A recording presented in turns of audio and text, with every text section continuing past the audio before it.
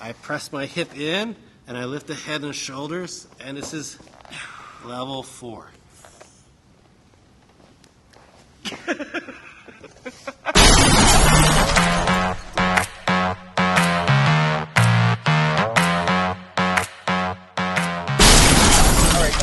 to That Dojo Life once again. Today we're here with Kimo Kreis, 6th-degree black belt with Brazilian Jiu-Jitsu, and part of the lineage of Helsing Gracie. Yep. Welcome on board. Thank you. It's good to be here. It is great to be here because you're a special person if you're here on the show with us at That Dojo Life. You know that, yes. Right? That's right. Made the list. So today we're actually at one of many of his schools here in Honolulu, Hawaii, and we're on Kaneohe Marine Base, is where his new school is. So if anybody's on the base of K-Bay in Honolulu or Kaneohe, Hawaii, please make sure you look up at the webpage. Your webpage is? KTMartialArts.com. So I got some questions for you about being a black belt jiu-jitsu player. Okay?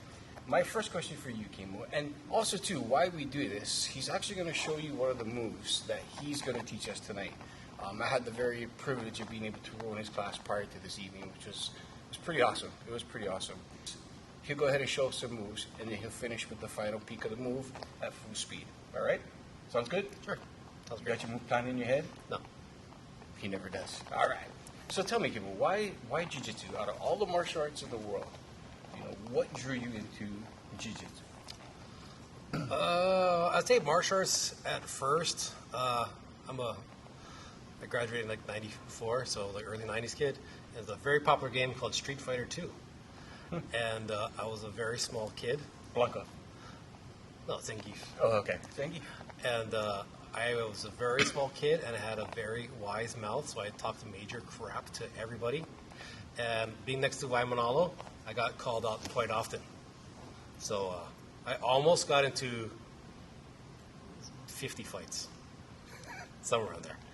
And I think around that time I had a UFC. It was like around 93, 94, something like that. Mm-hmm. And I saw Hoist Gracie, and he won. And then actually a buddy of mine were at a 7-Eleven in Kaneohe, and he said, I think I got the Gracie channel on his hat. You should go talk to the guy.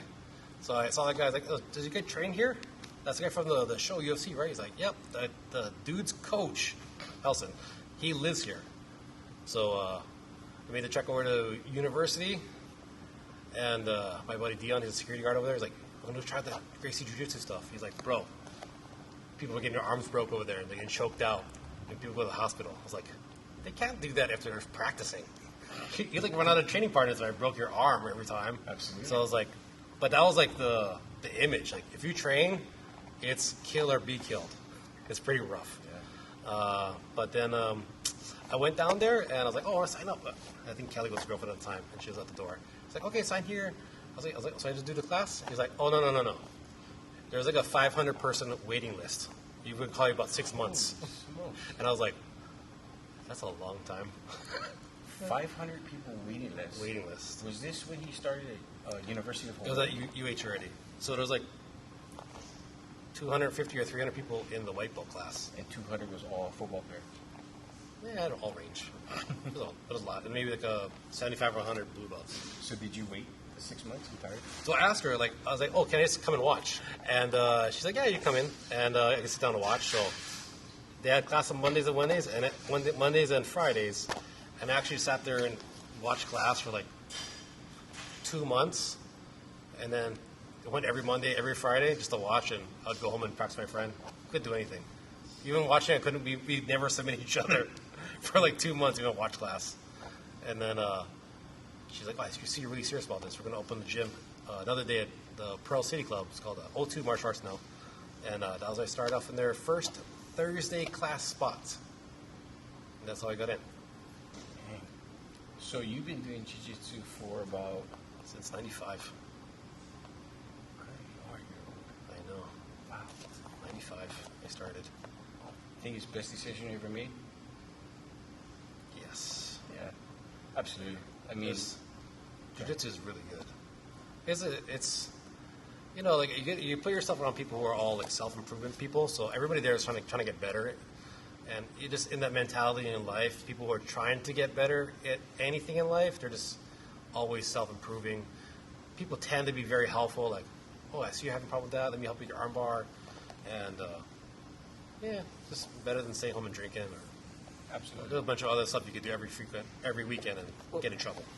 I think that takes me to my next question. You know, like you said, everybody comes in. They're like self-improving people. They're people that, you know, either one, they're trying to get healthy. Number two, they're trying to, or number three, they're just trying to keep busy with positive things in life.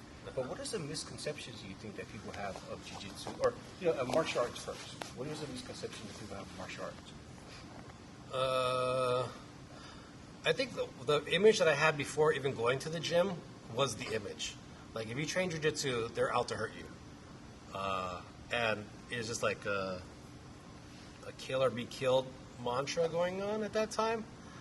And it's, don't get me wrong, there's 500 people in the gym, and some people are out there with a big ego. I got to win every single time. I want to be the world champion in this practice. Every time I'm roll, I'm going to win. They do have people that are like that. Every gym has them to some degree, but like 90% of the people out there are just trying to get better. So if I was a newbie starting in your school, what would I want to hear? Like, what do you think you could tell me to motivate me to come onto your mat to train with your team? As a beginner. As a beginner, first of all, like, I think the way to train has changed. So we have like an intro class now where is totally geared up for someone who's just walked in, who never hasn't done anything. They've maybe been a couch potato for 3, 4, 5 years. I never did sports. I'm unathletic. I don't like going to the gym. I hate running. All those group of people. I just was looking for something to do, be social. And in the intro class, I just understand that people are afraid to get injured. Or like you're a doctor, or you have to work with your hands, or a construction guy, and you can't afford to hurt your ankle or your knee. You have to go to work the next day. But I want to learn.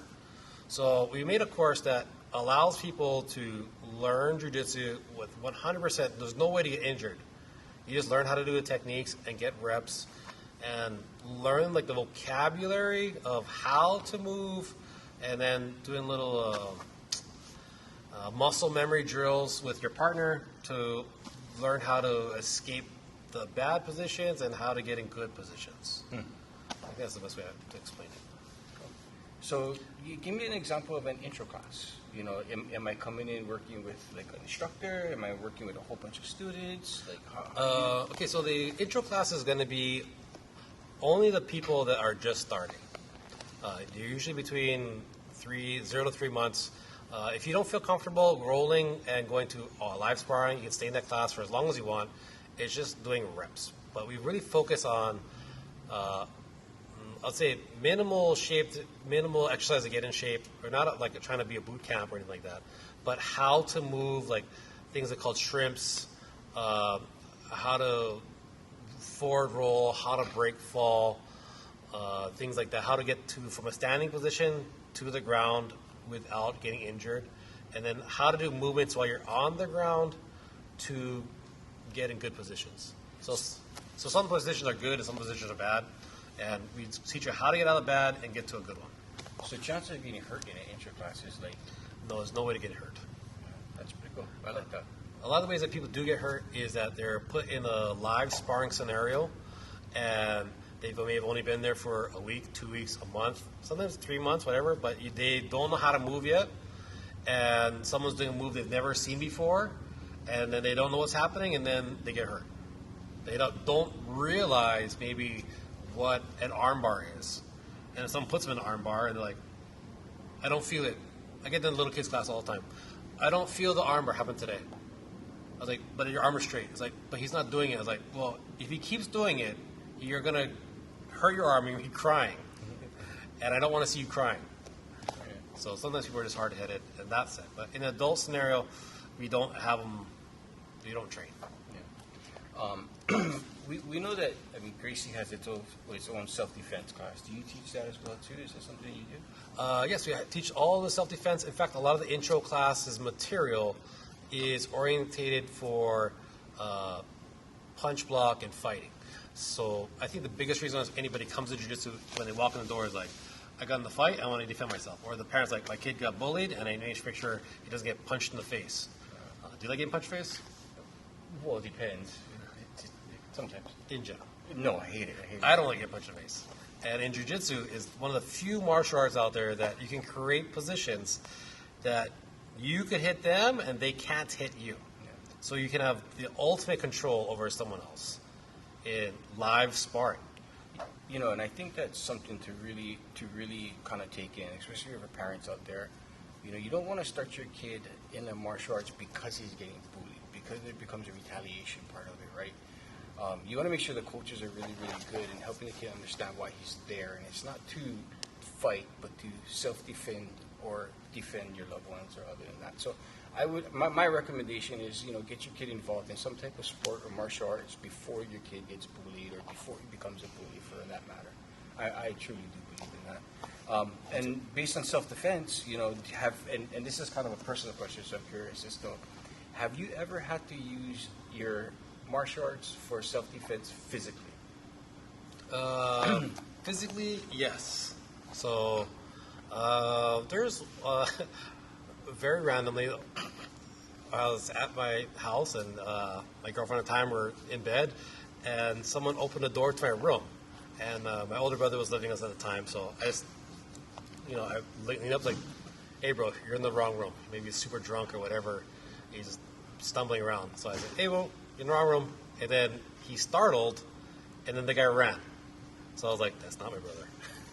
So I ran him down, and I was able to take him down.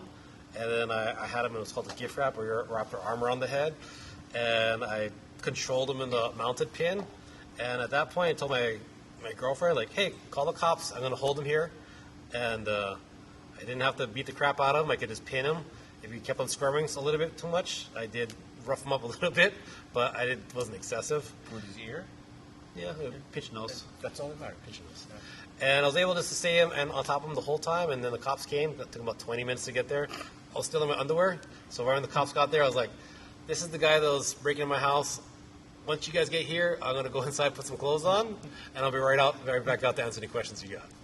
I think that's amazing. That's martial arts at its best, right there.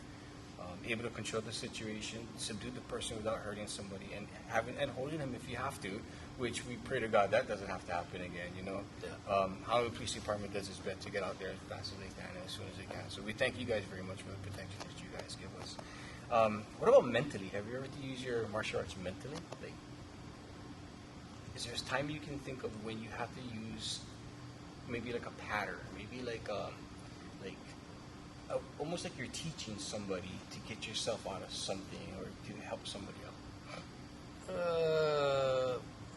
I know it's a tough question. I would say so we have a position when you're standing where you kind of hug somebody, but you can like grab one arm so they can't hit you in the face. Mm-hmm. And a strong misconception in jiu-jitsu is that you have to take someone down to beat them up, but as all fights are, you start standing and either throw punches or kicks while you're standing, or one person clinches and holds the other person. So another time that we had an altercation with Capono and my other brother, Keone, there's about 10 guys trying to beat up one of my brothers, so I just clinched one guy, and I just told him, "Hey, man, are you trying to fight this guy?" He's like, No, I'm trying to see what's happening." He's like, "Well, how about you go and stop that guy from being in a fight?" And I let that guy go, and I walked over to the next guy, clinched him. I just like a slight hug, make sure he's not adding to the fight. So instead of like there's 10 people fighting, there's just 2. Mm-hmm. And I just clinched with this guy and verbally talk them down, like, "Hey, man, what's going on? What's going on?" I was like, "Oh, those guys are fighting over there." It's like, "Oh, so you're not a part of this?" "Nope." I was like, "Okay, help that guy right there. Make sure he's not in this fight too." And then I went to another guy. So I got to defuse 6 people out of a fight that lasted me about 2 minutes in about a minute. And I never threw one punch or nothing like that. And just make sure that there wasn't 10 people beating up one person. It's a scene control, right? Yeah. Because, like fights most of the time can turn into a mob scene when one guy fights and a friend got to get involved. My friend losing, I got to help him out. You know, and that's kind of what happens. Especially in Hawaii. Everybody, I think we're very fortunate that we're not pulling guns, other places in the world. It happens. It's happening a lot more. But for the most part, in Hawaii, people are all about stand up and fight culture. Strong fight culture. Absolutely. We're better than the gun culture or the stabbing culture. Yeah. And for the most part, you lose a fight in Hawaii, other guy pretty much picks you up, pats you on okole, and you guys have a beer after. It's the weirdest thing, but it works, you know. And we're still around. What's okole? Huh? What's okole? A butt. So okole is butt in Hawaiian. Well, yes. You learn some Hawaiian language in the show. Teach you it all. Let me ask you another question. So, do you think? Well, let me ask you this: do you think all kids should learn martial arts? No. Okay. Why? There's some kids that are inherently mean. They have a bad upbringing at home, and they're just mean people. And there's some people out there that they really just want to hurt somebody. Yeah. People who become prisoners, like they get into jail, and those people are mean for a reason. They probably had a rough childhood, and giving that tool to someone who would take advantage of it and use it for bad purposes is what you're, as a coach, you feel you have to have a social responsibility to not teach those people. Like I've seen there's some video in like Brazil where like everybody's seen like a rear naked choke nowadays from UFC where they choke the guy out. There's a video of this guy that does it to like an old man, 80 years old, at an ATM. He just chokes him out, he goes out, he grabs the money and runs. And I was like, it's like having a gun. Not everybody should have a gun because some people use it for bad reasons. Mm-hmm. It's just a tool that can be used, and not everybody should have the tool. Yeah. That's my opinion. Okay. I think a lot of people will get benefit from it. There's a lot of people who are more on the bully side that they don't know how to talk, like, especially kids nowadays. They have less social skills, so they don't know how to interact with people. So their way to interact and to create attention is by bullying. And you have good attention where you're friends, or bad attention and you're causing trouble, but they just need attention.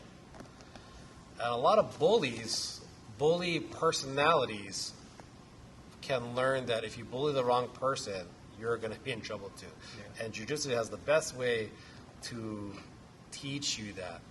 Humility, humble pie. You can never go into jiu-jitsu and win all your matches. You have to lose to learn. Yeah, absolutely. Absolutely.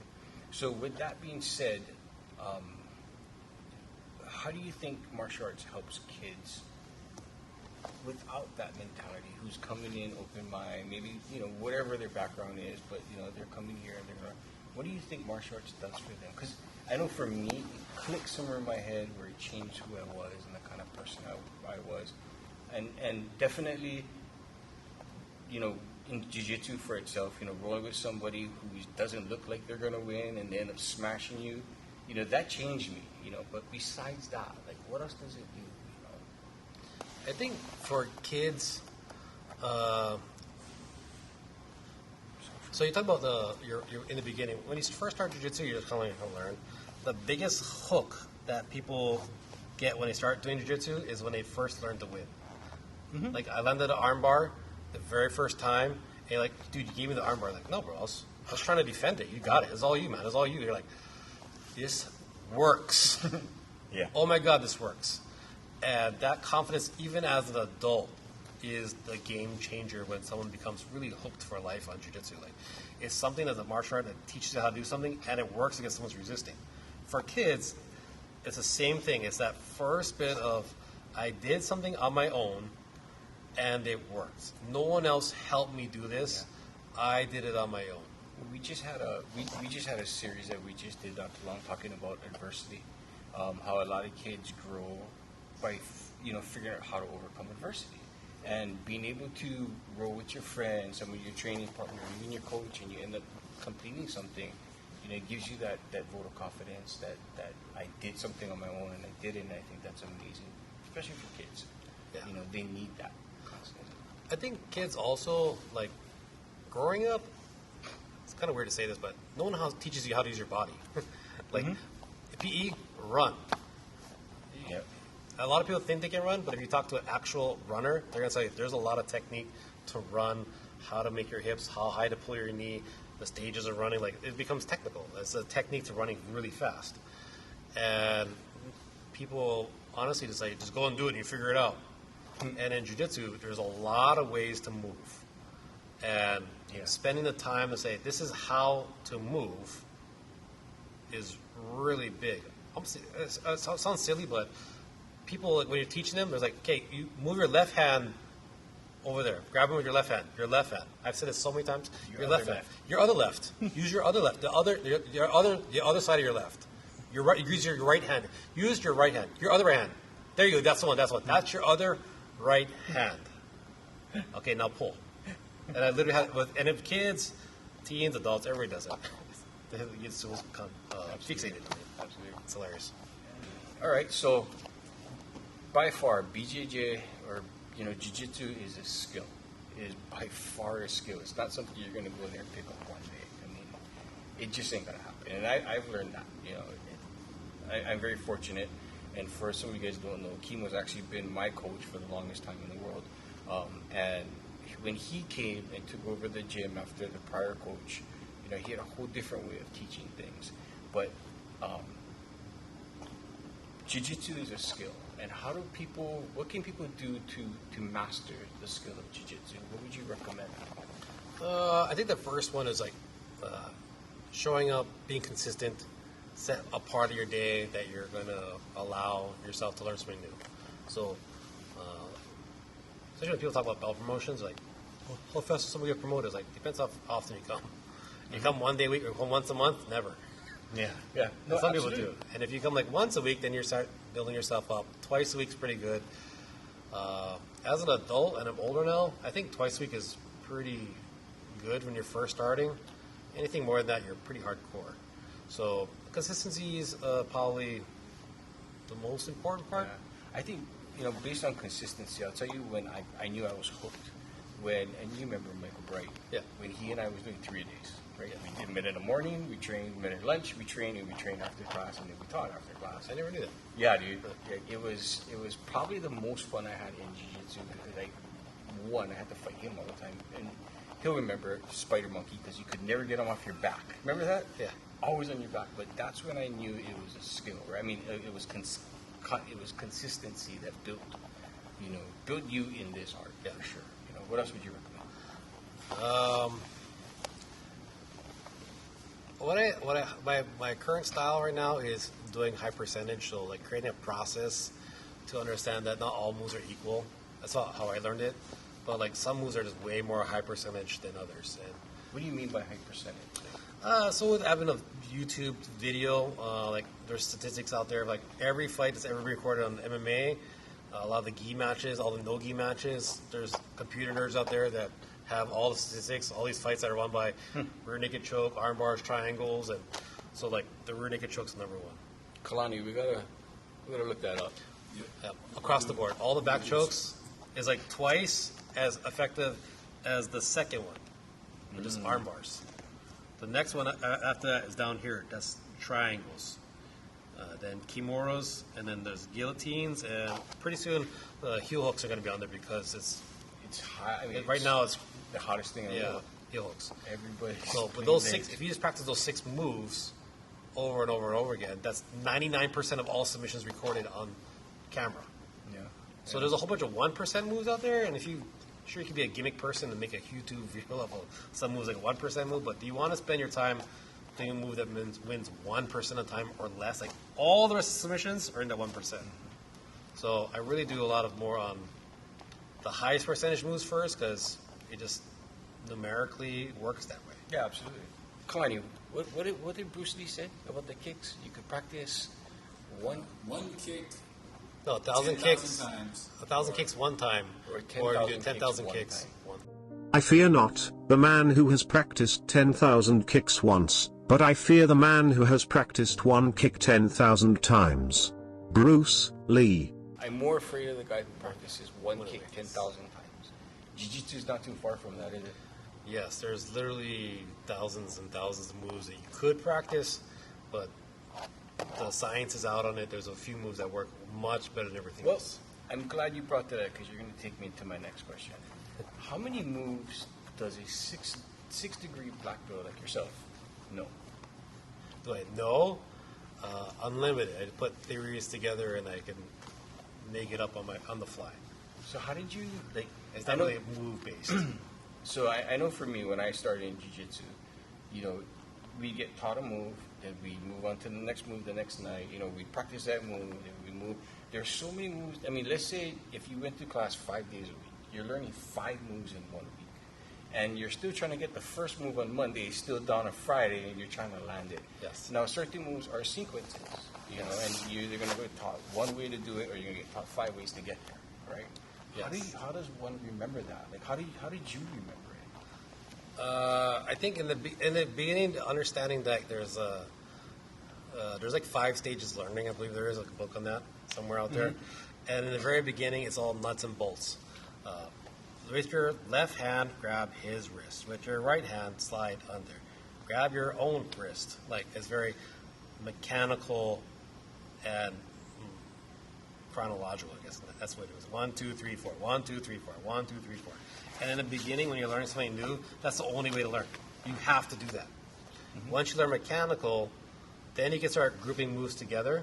Say, like, here's a Kimura from side control. Here's how to do it in the guard. Here's how to do it in the back mount, whatever it is. Every move can be done in a lot of positions, but mechanically it works the same. And then as you keep going, you can use the principles you learn in moves and apply it however you want. Which is great because, you know, like tonight, right, you're going to actually show us movement steps. Yeah. So people, and I think that's another thing, right? If, like, let's say, for an example, let's say if we're doing an armbar tonight. Armbars are armbars. It's pretty much the same function of an armbar. But people get there many different ways. And I've taken, you know, I've done jiu-jitsu other places, and, you know, I was told that it was either wrong or, oh, that was great, you know. But they've always done, like, something changed. Change this or change that. That another coach had taught me. I'm like, geez. And that's when I realized, oh, there's so many variations to an armbar, even if it's just an armbar. But I think what I want you to show us is just the basic. You know what I mean? What's going to close the game? I just want to know, just let's get the move, get tight, close the game, call it a night. You know, that's kind of what we're looking for tonight. For me and myself, though, when I had first started, I actually wrote down every move that I had, which was, you know, a recommendation from Kimo on, you know, logging all my moves, at least for the first, maybe, I mean, I think I did it for like the first year or two, because you're not going to be able to write down every move and listen to the book and remember it. After a while, it just starts to stick in your head based on where you're located with your opponent. But the best thing to do is, you know, if you're starting Jiu-Jitsu, even if you're up at a blue belt or purple belt, and it's something that's new from a new instructor, write it down. You know, create a journal. If you want to buy the journals too, you just focus on the link below. You can go ahead and order the Jiu-Jitsu journal from us at that link.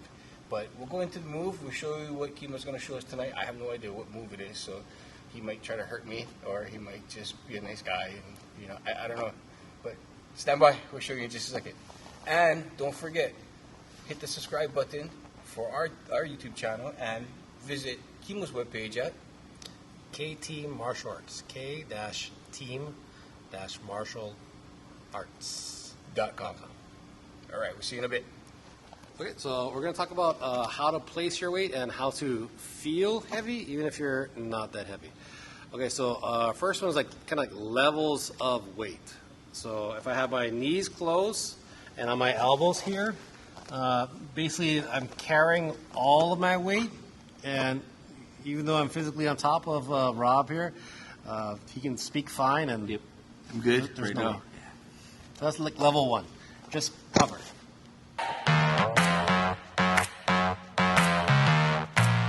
Okay, we're going to talk about level 2, and that's how to focus your weight on one part. So when I'm here, I have 4 parts, so like a table, and that's why I feel really light.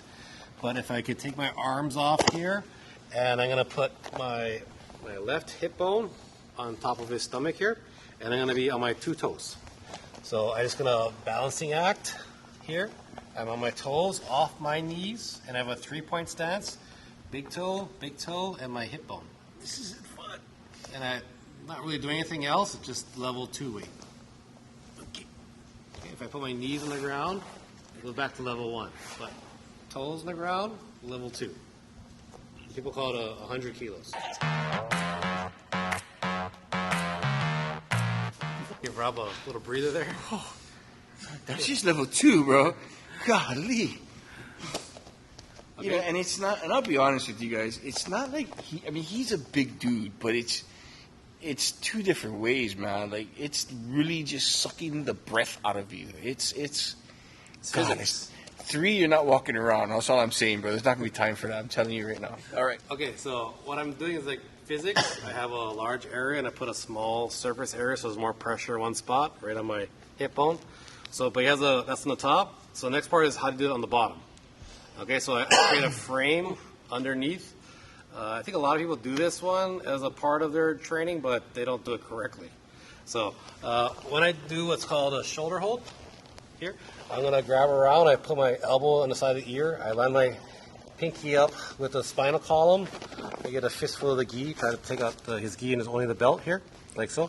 And this creates like a little pendulum, like a seesaw. I'm going to put him back down on that. Okay, now I'm going to put my one hip bone back on the play here, and I'm going to teeter on that my forearm here. That's like his body is like a tire, and my arm is like the speed bump, and I'm going to try to rest it on the speed bump. I don't want to go over the speed bump, and I don't want to be in front of the speed bump where I'm not even on the speed bump. I rest it right where I'm on the teetering on the speed bump here. And I just have them wait. I'm not pulling or anything like that. And I'm big toe, and hip, and I'm on the speed bump. And this is the correct way to do a shoulder hold. How's it feel? How's it feel? Get him!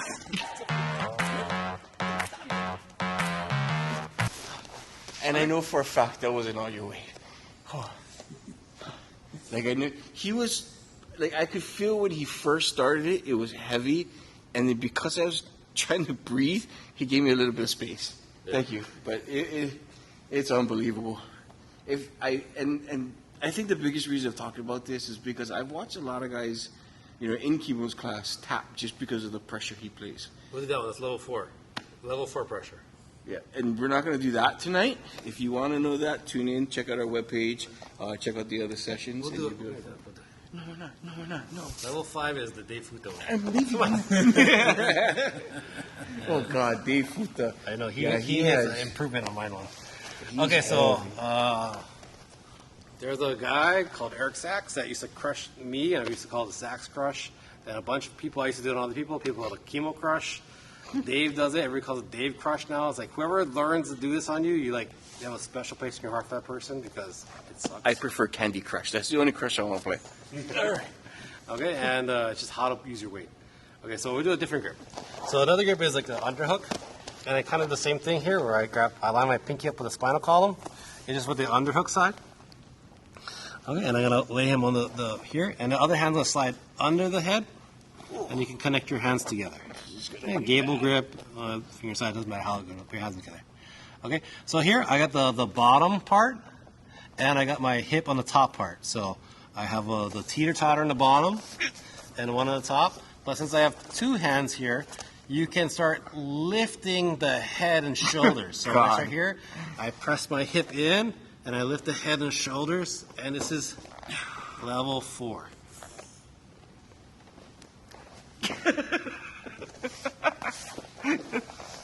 And quite a few people tap from here. Even though I've told by several other coaches, you never tap the pressure.